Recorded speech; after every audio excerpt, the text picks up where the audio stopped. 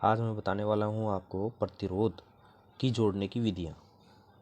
मुख्यतः प्रतिरोध को दो विधियाँ होती हैं जोड़ने की। एक तो श्रृंखला सीरीज कनेक्शन, दूसरा समांतर पैरेलल कनेक्शन। तो सीरीज कनेक्शन क्या होता है? सीरीज कनेक्शन बताऊंगा मैं आज आपको।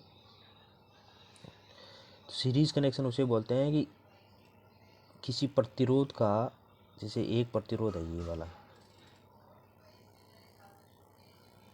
ये प्रतिरोध,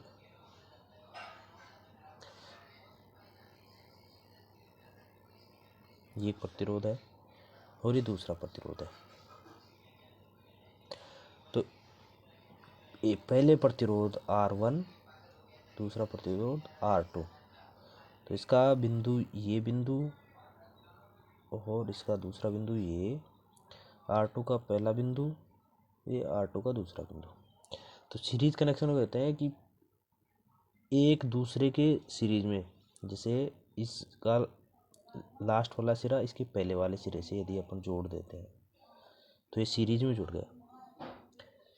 तो सीरीज कनेक्शन उसे कहते हैं कि एक के बाद एक को प्रतिरोध को अपन जोड़ते चलते हैं, उसको सीरीज कनेक्शन कहते हैं।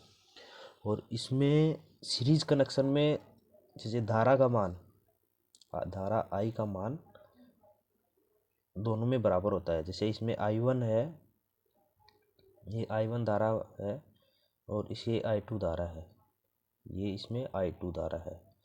तो इसमें धारा का मान क्या होगा? I1 बराबर I2 होगा। सीरीज कनेक्शन में धारा का मान बराबर होता है।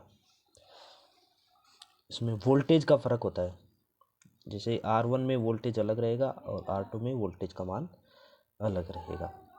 तो सीरीज कनेक्शन में प्रतिरोध को जोड़ने का सूत्र होता है RT बराबर R1 प्लस R2 प्लस, यदि और कनेक्शन है आगे तो R3 R4 प्लस करते जाएंगे अपन। इसमें वोल्टेज का मान R1 में अलग होगा और R2 में अलग होगा।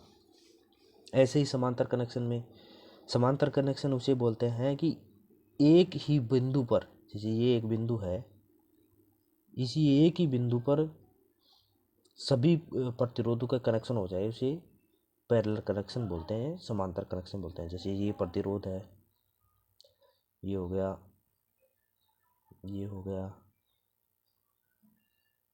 ये हो गया, R1 R2 ये R3, ये तीनों प्रतिरोध, तीनों का एक ही बिंदु पर संयोजन हो। जैसे इसी ये हो गया, इसमें जोड़ दिया,